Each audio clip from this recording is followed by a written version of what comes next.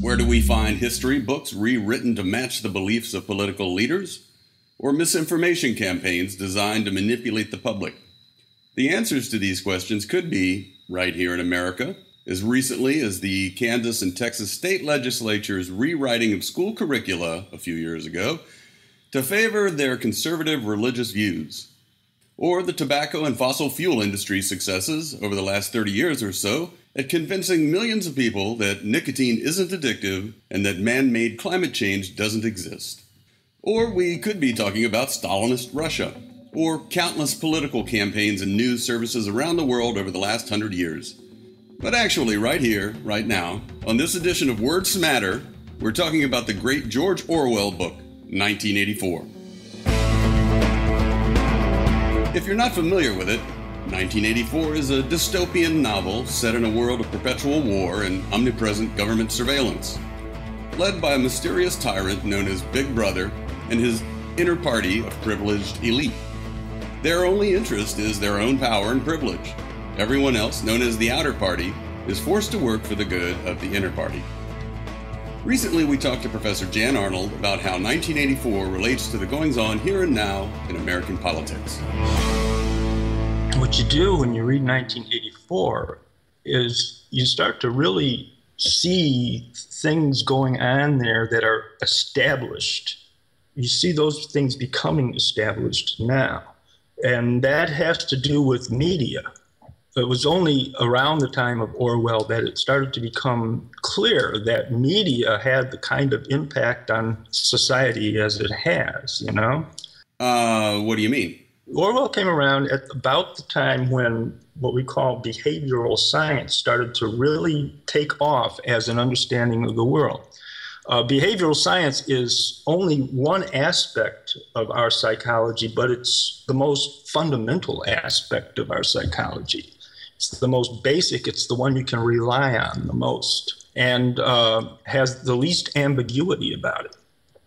And the people like Watson and Skinner and all that understood that a great deal of our activities are due to unconscious reactions to the environment around us that implant certain types of automatic behaviors.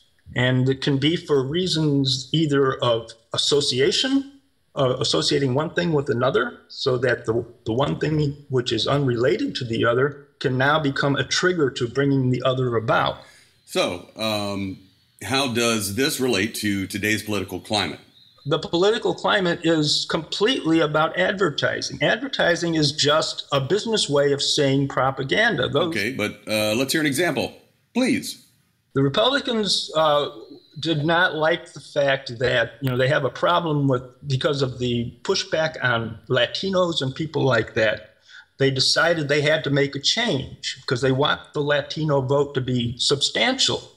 Without it, they're dead.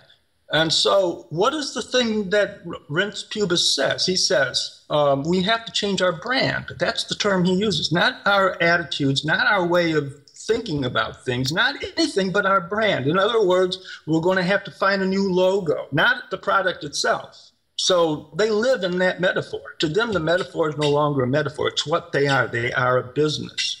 They advertise their business. They have a brand. Part of your brand becomes your visual things like your logo and stuff like that. All of that stuff are behavioristic ways of controlling your thought processes.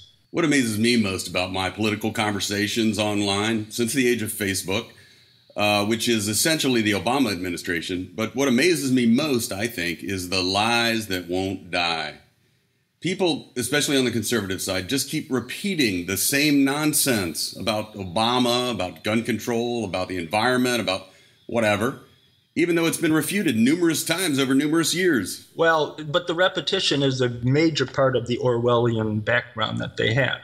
That is how you get these ideas across. You just keep repeating them. Even if they've been refuted, you still keep repeating them. People don't care if things have been refuted. They just automatically react to things that have been repeated over and over again. That's basic behavioral psychology, basic behavioral science. It is when you listen to the jingles on advertisements, it's the repetition that gets people to go for that particular brand. Let me tell you something. A few years ago, I had this Facebook friend, this guy I knew when we were kids, and we reconnected over Facebook. He was our 5th grade chess champion. I came in second. Anyway, he was a retired naval officer. He had flown jets in the first Gulf War, and he was just full of Republican buzzwords, not an original thought in his mechanistic brain. And whenever I pointed out that our military was 13 times larger than the next 5 countries put together, he would answer with, "It's a dangerous world out there." Well, yeah, but isn't it enough to be 7 times larger? I mean, can't we use some of that money to rebuild our pothole-ridden, bridge-crumbling infrastructure? Our toxic water supply? I mean, can't we use some of that money for healthcare and education? And he would just keep saying over and over again, "It's a dangerous world out there," like a fucking robot. And I finally had to unfriend him because, I mean, what a colossal waste of time. Exactly. Well, yeah, and that's all behaviors. It was Goebbels, I guess, or was it Goering?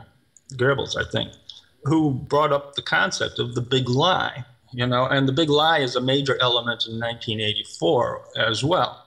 It's a major element in advertising. I mean, the point is that you keep repeating the lie. People don't think about the truth or falseness of the lie at all. They merely react to what the lie is saying. And that becomes ingrained in their basic way of thinking about that particular situation. We make the very wrong belief that people actually think things through. So that's how we think. We think automatically, and we dig down deeper only when the automatic thinking leaves us unable to act, and we have to find something else, And that most of the time, even the wrong answer is adequate for the moment, even though the next moment we're dead because of what we did, Okay, and on that happy note, we'll end this week's segment of Word Smatter. Thank you, Jan.